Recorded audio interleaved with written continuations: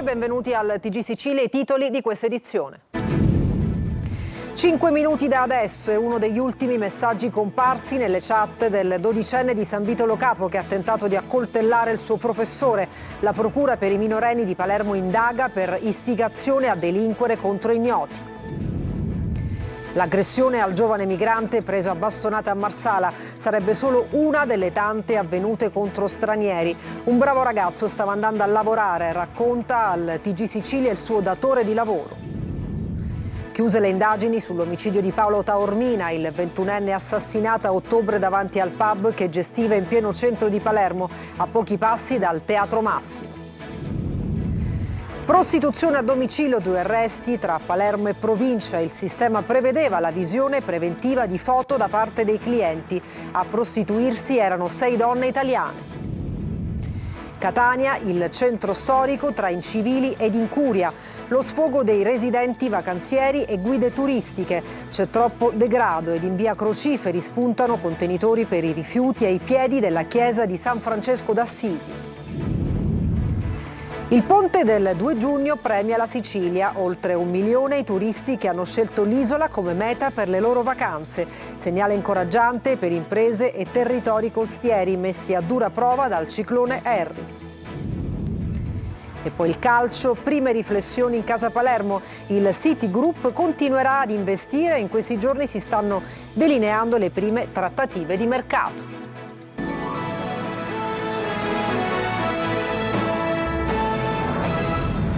Frasi shock su Telegram per la condivisione dei dettagli sul piano di una strage a scuola. Passa dalle piattaforme online il lavoro degli investigatori nel caso del dodicenne di San Vito Lo Capo che ha tentato un'aggressione a scuola contro un professore. Intanto la procura per i minorenni di Palermo indaga per istigazione a delinquere contro ignoti. Il servizio di Roberta Lunghi. 5 minuti da adesso è uno degli ultimi messaggi comparsi nelle chat Telegram finite sotto la lente dei carabinieri nell'inchiesta sul dodicenne di San Vito Lo Capo nel Trapanese che venerdì scorso ha tentato un'aggressione a scuola contro un professore. Nella risposta a chi poco prima gli aveva scritto «Quando pensi di farlo?» emergerebbe, secondo gli investigatori, come il ragazzo stesse comunicando ad altri utenti l'orario in cui avrebbe agito, aggiornando in tempo reale quella sorta di pianificazione condivisa all'interno delle chat. Posso partecipare? Fammi un fischio, vorrei vederlo in diretta. Sono altri agghiaccianti scambi su Telegram, scoperti tra la notte e le prime ore del mattino in cui poi il ragazzino avrebbe portato a termine l'esecuzione in diretta con 2 coltelli e un casco inneggiante agli studenti, autori degli omicidi compiuti nelle scuole americane. Secondo quanto emerso dalle indagini coordinate dalla Procura per i minori di Palermo, il dodicenne sarebbe stato attivo in più chat su Telegram, all'interno delle quali partecipavano 5 persone. In uno dei gruppi il suo account sarebbe stato successivamente rimosso dopo il mancato compimento del presunto piano che non è stato portato a termine grazie all'intervento tempestivo dell'insegnante. Le indagini al momento contro ignoti per ipotesi di istigazione a delinquere stanno cercando di chiarire l'identità degli altri profili coinvolti e il ruolo avuto nella conversazione. Tra questi anche un utente noto come E1, già comparso in un'altra inchiesta su episodi analoghi, forse una ragazza amica del dodicenne siciliano, così come del 13enne della provincia di Bergamo che a marzo ha accoltellato la sua professoressa di francese. E torniamo a parlare della vicenda delle aggressioni ai danni di migranti bengalesi avvenuta all'alba di sabato, che ha creato grande apprensione se si collega anche a 2 fatti di cronaca avvenuti a Marsala nella serata di sabato, con una rissa con protagonisti ancora migranti e con un'altra rissa avvenuta nella vicina Mazara. Laura Spanò. Un bravissimo ragazzo, lavoratore, non se la meritava questo tipo di aggressione ricevuta così a titolo gratuito. È profondamente amareggiato Michelangelo Lombardo, nella cui azienda lavora il giovane aggredito, un migrante originario del Bangladesh preso a bastonate la mattina di sabato scorso mentre in bici stava per raggiungere la sua azienda. È finito in ospedale. I medici hanno riscontrato una ferita alla bocca, un dente rotto e una lesione al setto nasale. 4 vagabondi bastardi gentaglia che per un misero euro sono disposti a togliere la vita a un ragazzo inerme perché stava andando a lavorare innocentemente con la sua bici nelle nostre zone lì di Santo Pore delle Perriere e accidentalmente si è visto arrivare una bastonata in faccia. Quella contro il giovane bengalese non è un caso isolato. Diverse aggressioni si sono verificate in varie parti dell'entroterra di Marsala, dove insistono moltissime aziende agricole che impiegano manodopera straniera. Sulla vicenda interviene anche Salvatore Ingui, referente di Libera Trapani, che da anni lavora a fianco dei migranti. Sono il frutto evidentemente di una narrazione che prende sempre più piede, secondo cui i danni della nostra comunità, il male della nostra società marsalese è in capo agli stranieri, in capo a questi ragazzi, e questo giustifica, dà una specie di mandato da giustizieri a molti altri ragazzi nostri concittadini marsalesi, che in questo modo possono dare libero sfogo alle loro pulsioni aggressive. Indagini sull'omicidio di Paolo Taormina, il 21enne assassinato a ottobre davanti al pub che gestiva in pieno centro di Palermo, a pochi passi dal Teatro Massimo. Manlio Viola. Assassinato davanti al pub che gestiva per aver tentato di fermare una rissa che si stava consumando proprio di fronte al locale a pochi passi dal Teatro Massimo. La Procura di Palermo ha chiuso le indagini sull'omicidio di Paolo Taormina, il giovane di 21 anni ucciso con un colpo di pistola nello scorso mese di ottobre da Gaetano Maranzano, 28 anni, reo confesso del delitto. L'arma usata per l'omicidio è quella consegnata proprio da Maranzano ai carabinieri. La Procura però non crede alle spiegazioni fornite dal giovane. Il reo confesso ha raccontato di aver perso la testa quando ha visto Taormina che lo guardava male e dopo averlo riconosciuto come l'autore di alcuni apprezzamenti sui social nei confronti della sua ex moglie. Una storia che secondo gli investigatori non trova riscontro dall'analisi dei telefoni e dei social. I due non si sarebbero mai incrociati prima del delitto, né direttamente né indirettamente.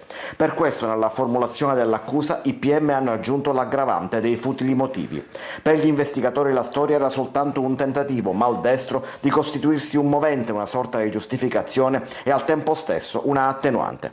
L'omicidio di Paolo Taormina è il delitto che ha fatto scattare le zone rosse in centro a Palermo, fu la goccia che fece traboccare il vaso della violenza nelle aree della Movida. Ora Maranzano rischia una condanna fino all'ergastolo. Prostituzione tra Palermo e provincia, 2 arresti. Il sistema prevedeva la visione preventiva di foto da parte dei clienti. A prostituirsi 6 donne italiane. L'indagine è partita dalla denuncia per il furto di un computer. Marco Gullà. Tutto è nato dal furto di un computer. Un ragazzo di 24 anni di Monreale aveva segnalato il furto di un PC portatile, indicando come responsabile una donna con la quale aveva avuto un rapporto sessuale a pagamento. Da questa denuncia sono partite le indagini che hanno portato all'individuazione di un sistema organizzato che avrebbe gestito incontri a pagamento nel palermitano, soprattutto nella zona di Monreale, mettendo in contatto clienti e prostitute attraverso telefoni cellulari e piattaforme social. A gestire il vasto giro 2 palermitani di 30 e 47 anni, accusati a vario titolo di favoreggiamento e sfruttamento della prostituzione. Per entrambi sono scattate le misure cautelari. A prostituirsi, secondo l'indagine condotta dai carabinieri della compagnia di Monreale, con il supporto dei militari delle compagnie di Bagheria e Matera, 6 donne italiane. Secondo l'accusa, i 2 indagati avrebbero agito in stretto coordinamento utilizzando telefoni cellulari e social network. Lo scopo era quello di mettere in contatto la domanda dei clienti con l'offerta delle prestazioni sessuali. I clienti potevano inoltre visionare prima le fotografie delle donne coinvolte, prima di concordare gli incontri. A gestire l'appuntamento erano sempre i 2 palermitani, che poi si accertavano che tutto fosse andato bene. Nei giorni scorsi è stato scoperto un altro presunto giro di case d'appuntamento nel centro storico di Palermo. La Guardia di Finanza di Catania ha sequestrato quote societarie e patrimonio aziendale della NTTI SRL di Caltagirone, società operante nel settore delle telecomunicazioni nell'ambito di un'inchiesta per presunta bancarotta fraudolenta aggravata. 3 persone sono indagate per aver trasferito beni e attività a una nuova società, lasciando debiti per oltre 3,2 milioni di euro. Nominato un amministratore giudiziario per garantire la continuità aziendale. E cambiamo argomento, andiamo a Catania, il centro storico tra incivili ed incuria, lo sfogo dei residenti, di vacanzieri e guide turistiche. C'è troppo degrado ed in via Crociferi spuntano contenitori per i rifiuti ai piedi della chiesa di San Francesco d'Assisi. Tonino De Mana. Rifiuti, erbacce, copertoni, cestini di plastica. Ecco quel che resta del salotto buono di Catania, che può contare anche su poggiasedie in pelle in via Plebiscito e su una sedia in via Gallo, a pochi passi da via Crociferi. Altro che area comfort, quel che vi mostriamo è un percorso che di turistico ha ben poco. Il nostro tour lo iniziamo da via Bambino. Queste le condizioni della scalinata che, a giudicare dalle immagini, somiglia ad un sentiero naturalistico, anche se il verde è quello incolto di una vegetazione più che spontanea. Si nota anche un bel rifugio per gatti. Ai nostri microfoni lo sfogo di una residente. Uno schifo. Il comune si dovrebbe vergognare. Si dovrebbe vergognare, questa è una zona di scuole, ci sono le scuole e l'università ce l'abbiamo lì dietro. Come possono venire i turisti qua? Quest'altro residente, siamo in via Santa Maddalena, si difende in questo modo dall'odore nauseabondo delle deiezioni canine. Purtroppo gli sporcaccioni non sono i cani, perché i poverini devono fare, sono i padroni.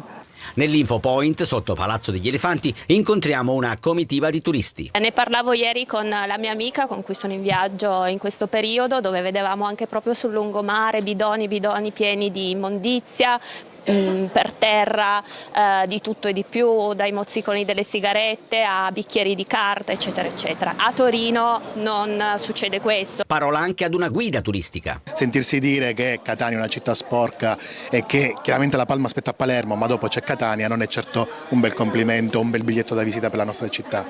In chiusura, le suggestioni del barocco di via Crociferi, rovinate da una serie di contenitori per la differenziata collocati ai piedi della chiesa di San Francesco d'Assisi all'Immacolata e a ridosso di un cartello informativo.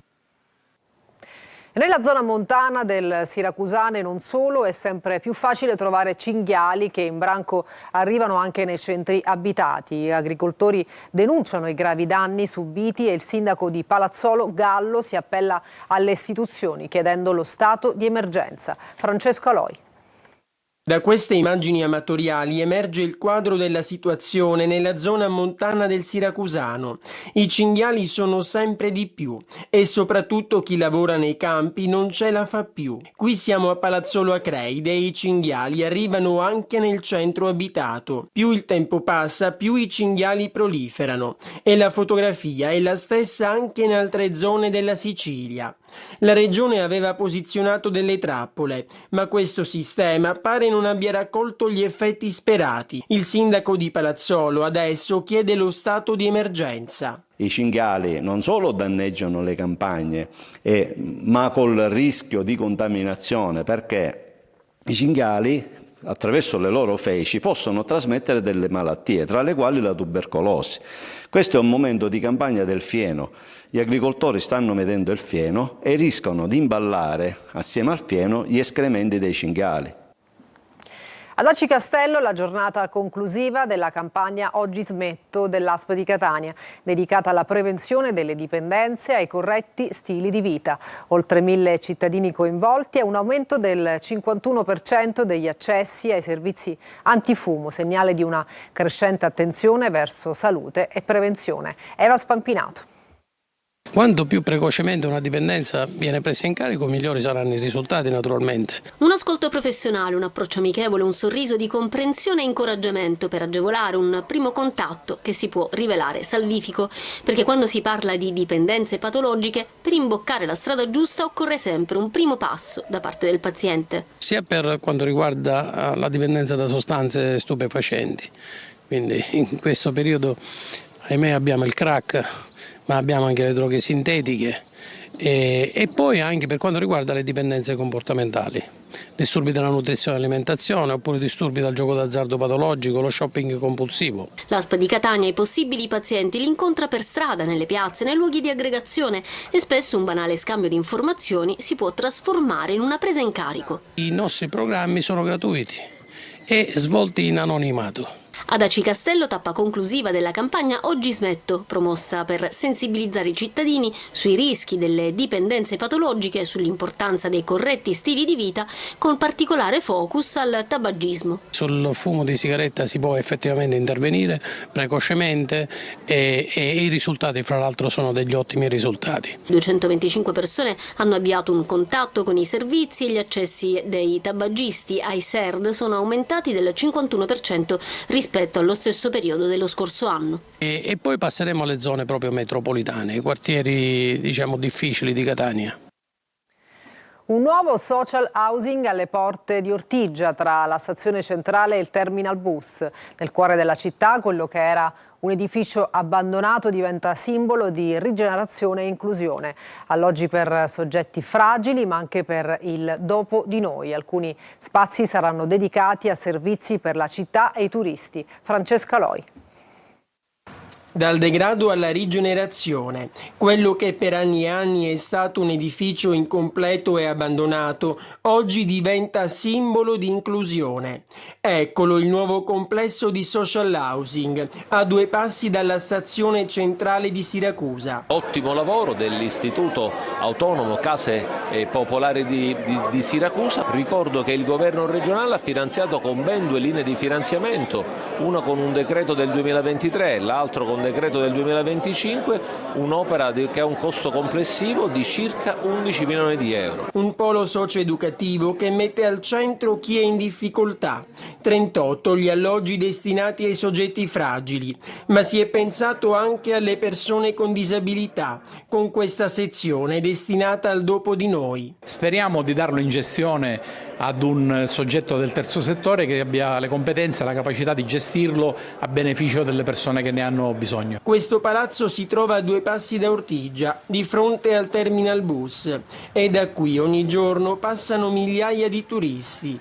Per questo una parte della struttura è dedicata a tutti i siracusani, ma anche a chi è in città per una vacanza. Il primo approccio che avranno i turisti sarà l'infopoint che metterà in piedi il Libero Consorzio di Siracusa, ma l'area della biblioteca, che è destinata al comune di Siracusa, prevede anche una zona di coworking, che è un altro chicca che abbiamo voluto mettere in piedi. Parola d'ordine quindi è inclusione.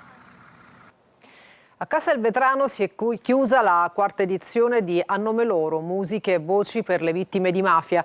Tra gli ospiti Donatella Rettore, Nada, Mario Venuti e Giulia May. Orazio Longo. Castelvetrano grida basta con la mafia e l'associazione A Nome Loro chiude la 4ª edizione della rassegna Musiche e Voci per le Vittime di Mafia, che si è svolta nel sistema delle piazze della cittadina trapanese. Una lunga maratona di musica, testimonianze, parole e impegno collettivo che ha unito artisti, istituzioni, associazioni e cittadini nel cuore di un territorio simbolico della storia mafiosa italiana. Castelvetrano non può continuare ad essere ancora il paese di Matteo Messina Denaro, ma è giusto che diventi il paese dei giovani che resistono, delle associazioni e di una comunità che vuole riscattarsi. L'evento, ideato e diretto dalla pianista Shadé Mangiaracina, nato nel 2023 dopo l'arresto di Matteo Messina Denaro, ha visto tra gli ospiti Mario Venuti, Javion Travel, Rettore, Nada e Giulia May. È una manifestazione che ha un significato simbolico fortissimo in un luogo simbolo come Castelvetrano e soprattutto spero che serva dal punto di vista proprio culturale. È la consapevolezza di avere una voce e di avere degli strumenti, uno strumento straordinario come la musica che ha il potere di arrivare veramente ovunque. Diversi gli interventi dedicati all'impegno civile con le testimonianze di rappresentanti delle istituzioni, familiari delle vittime di mafia, associazioni, giornalisti, magistrati e protagonisti della lotta alla criminalità organizzata. E per una polmonite che ha colpito l'artista, il Grand Tour La vita e adesso di Claudio Baglioni è posticipato al 2027. Il tour in programma da fine giugno prevedeva anche diverse date siciliane. Baglioni ha una prognosi di 90 giorni di riposo e cure. E dopo un anno complesso per imprese e territori costieri messi a dura prova dal ciclone Harry, arrivano segnali incoraggianti dal turismo. Il ponte del 2 giugno segna infatti una forte ripresa in Sicilia, con numeri che fanno ben sperare per l'estate. Veronica Barbarino. Dopo un anno complesso per imprese e territori della zona costiera colpiti dal ciclone Harry, il ponte del 2 giugno in Sicilia registra oltre 1 milione di turisti. Un impatto economico stimato, secondo Confcommercio, fino a 600 milioni di euro tra alloggi, ristorazione, commercio e servizi. A trainare il turismo è la varietà dell'offerta dell'isola. Il mare, le città d'arte, i borghi e un patrimonio enogastronomico sempre più apprezzato da visitatori italiani e stranieri. veniamo a mangiare bene e ci divertiamo molto. Ma il turismo è anche di prossimità. Nel Ragusano sono molti i catanesi e i siracusani che scelgono la costa iblea per una fuga dalla routine. Mare, sole, bella gente. Abbiamo fatto una piccola pausa lavorativa. La vacanza l'ho organizzata io perché ci venivo qualche anno fa a Marina di Ragusa, quindi diciamo ha accettato di seguirmi. Siamo trovati molto bene, c'è un bellissimo mare, si mangia bene e quindi è un'ottima scelta per noi.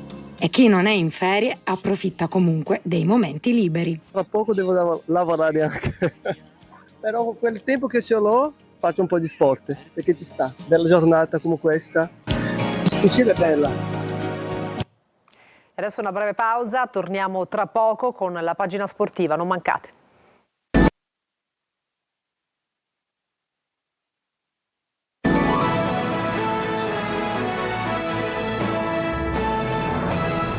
Bentornati al TG Sicilia, adesso il calcio, inizio giugno e prime riflessioni di mercato per il Palermo. Il City Group continuerà ad investire, in questi giorni si stanno delineando le prime trattative di mercato. Marco Gullà.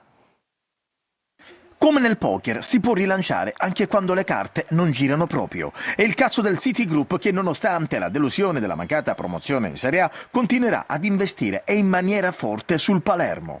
I programmi si stanno già definendo e non è un caso che in questi giorni la dirigenza palermitana si sia trasferita a Manchester per fare il punto. Il City Group ha assicurato investimenti uguali e, se servono, anche superiori a quelli della passata stagione. A Manchester si stanno mettendo a punto le strategie per il mercato. Il primo nodo riguarda però tutti i calciatori che torneranno a Palermo per fine prestito. Da De Planche a Lund, poi Brunori, Diachité, Nicolao, Buttaro, tutti giocatori che nella passata stagione non rientravano più nel progetto tecnico del club e dell'allenatore. La domanda sorge spontanea: che ne sarà di loro?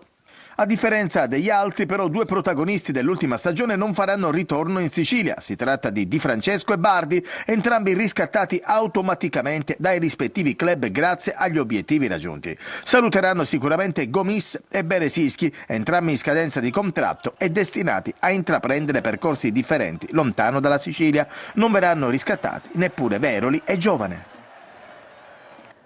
E per questa edizione è tutto, TG Sicilia torna alle ore 20, grazie per averci seguito e buona giornata.